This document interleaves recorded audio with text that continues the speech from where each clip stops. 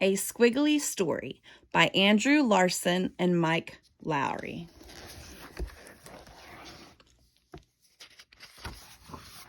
A Squiggly Story.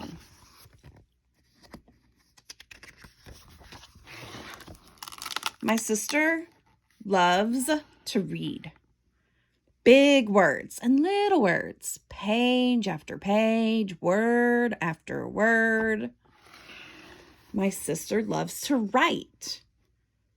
Big words and little words, page after page, word after word. Sometimes I pretend that I can write too. Big letters and little letters. Swirl after swirl, squiggle after squiggle.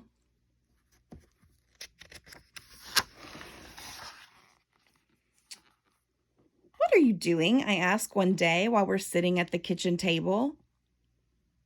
I'm writing a story. I wish I could write a story. You can. It's easy. How? I know my letters, but I don't know many words. Write what you know. Every story starts with a single word, and every word starts with a single letter.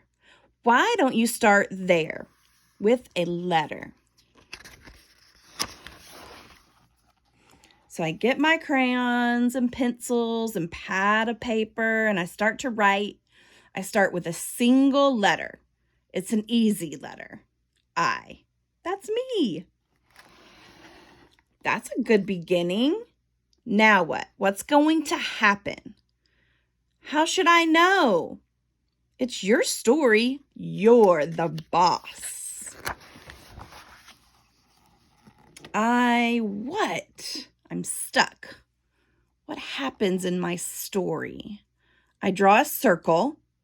It's a soccer ball. Then I write another letter.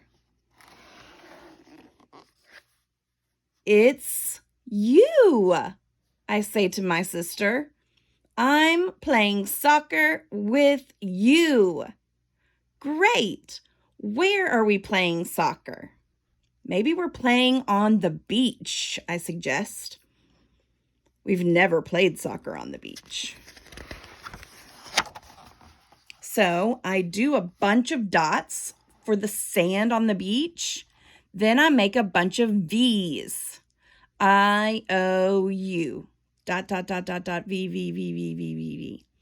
Big V's and little V's. Wave after wave in the ocean. Now what?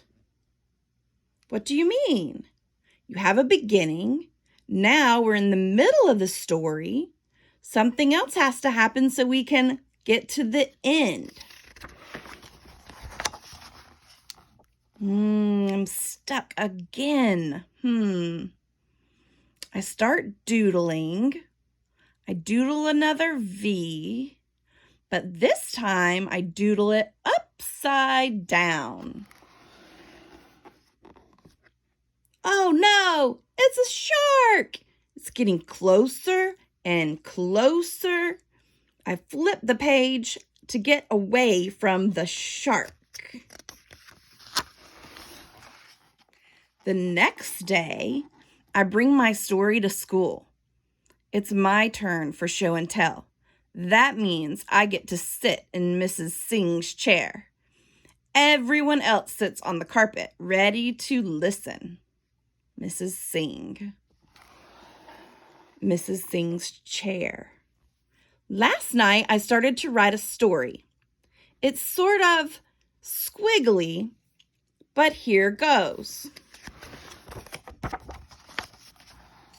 Once upon a time, there was a brother and a sister, and they loved to play soccer.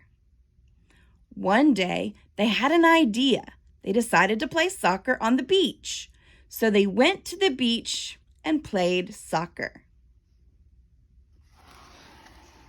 Then they noticed something coming toward them in the water. It was a shark, a real live shark. It was getting closer and closer, and it was getting bigger and bigger.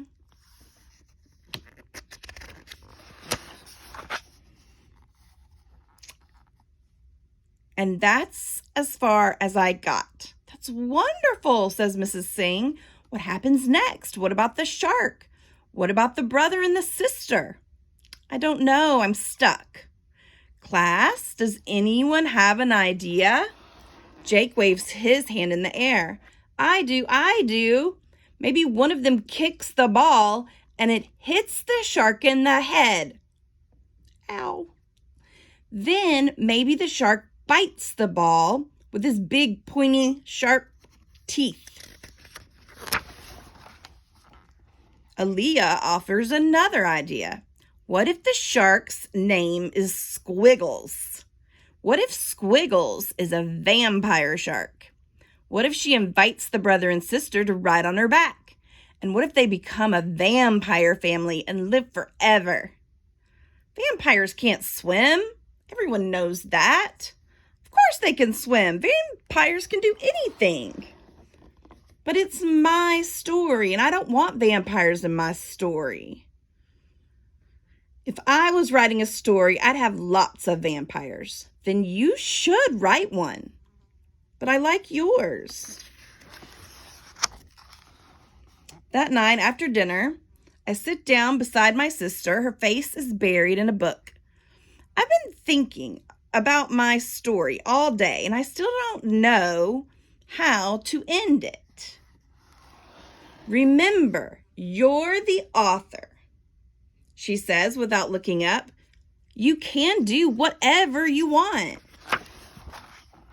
So I get my pencil and I start with a bunch of stars. Then I add a few exclamation marks. My sister told me exclamation marks make these things exciting. She's right. It is exciting. I add a couple of slanty lines. What's going on? Asks my sister, looking up from her book. It's nighttime and the stars are out. The shark has gone away. And we decide to take a walk on the beach. That's when we discover this giant rocket ship. That sounds cool. Then what happens? We hear a voice. It's counting down. 10, 9, 8, 7, 6, 5, 4, 3, 2, 1. Blast off! Not yet, I say, adding one more squiggle just before the rocket blasts off. We spy a Martian looking out through a window. The Martian invites us to climb aboard. That's a great ending.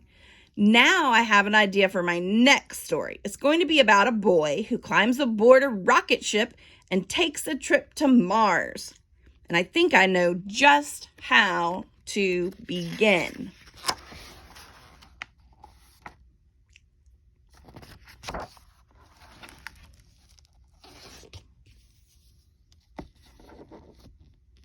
A Squiggly Story.